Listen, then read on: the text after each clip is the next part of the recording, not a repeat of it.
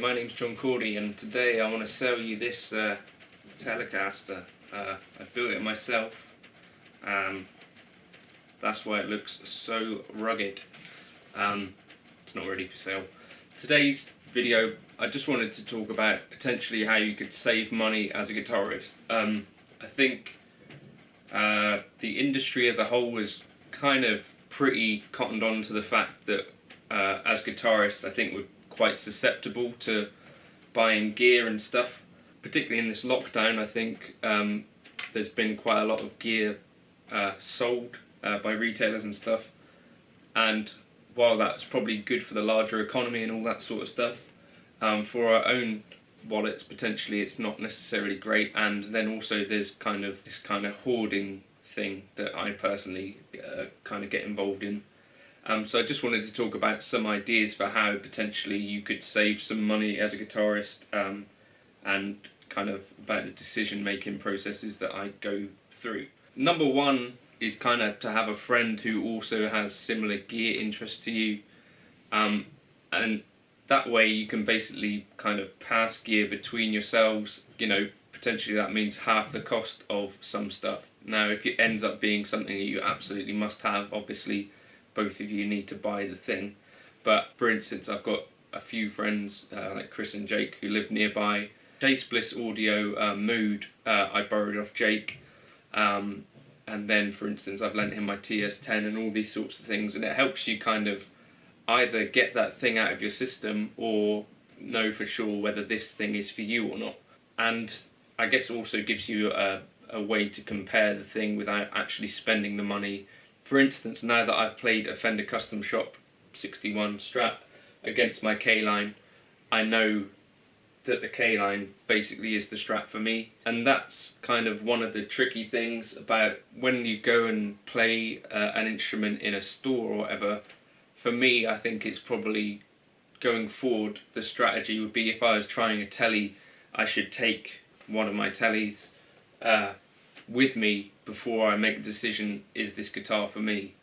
Likewise, if I was to buy another Strat for some reason, I should probably be taking my favourite Strat alongside to see whether that guitar actually offers me anything. For instance, earlier in the week I played a Fender Custom Shop Broadcaster, I think, with a price tag of £3,380, and I played just a few notes on it and knew basically that guitar was not something that I was interested in anymore.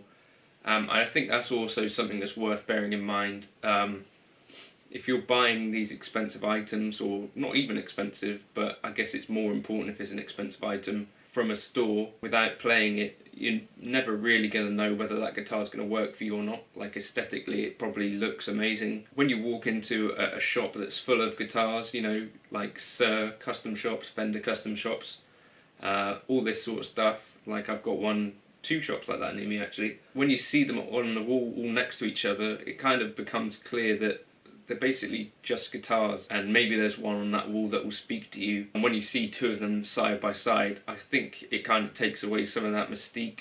Like I saw three Sir Alt T Pros on the wall next to each other, and suddenly the Sir Alt T Pro didn't seem in my eyes to be such a desirable instrument, just because I've seen some in the flesh all next to each other, and in that way it becomes clear that they're all just guitars, if that makes sense.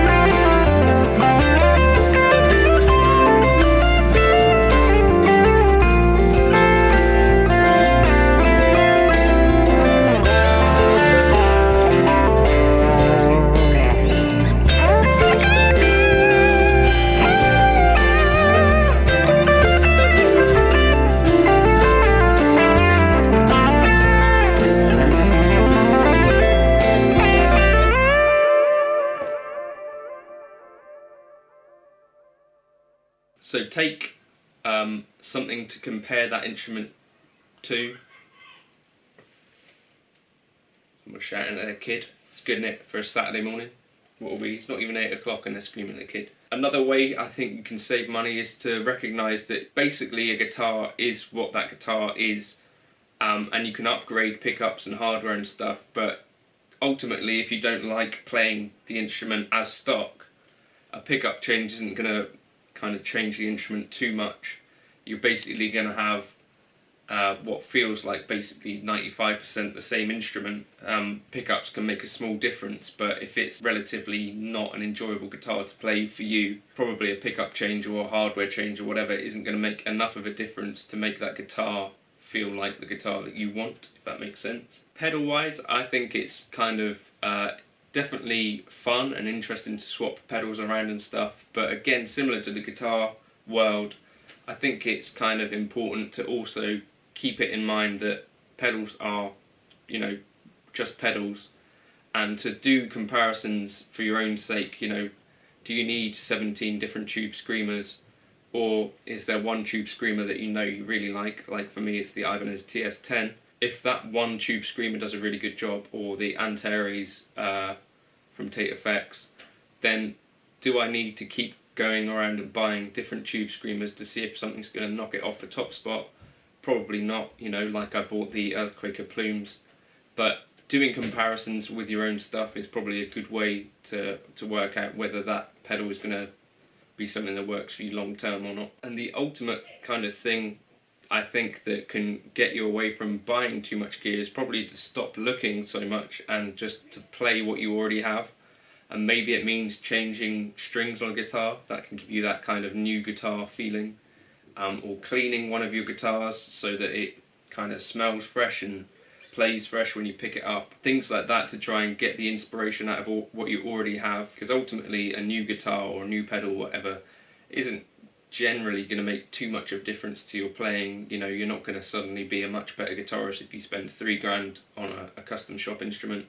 It can be a source of inspiration, but also you can find inspiration in what you already have. Try and work out whether this is something that you're just procrastinating through looking at gear, or whether it is something that you're genuinely interested in and is actually going to kind of do something for you to help you make that decision about whether it is right to buy at this time or not. And hopefully in that way you can try and avoid irritating your spouse too much with loads of gear. So for me at the moment, this is basically a video to try and stop me making that next purchase, which is going to annoy Lenny. So hopefully that's helpful. You can get my patches for Helix and Kemper and all that sort of stuff in the description if you want those. Also there's a buy me a coffee link just in case this did stop you from buying that thing that you were about to buy.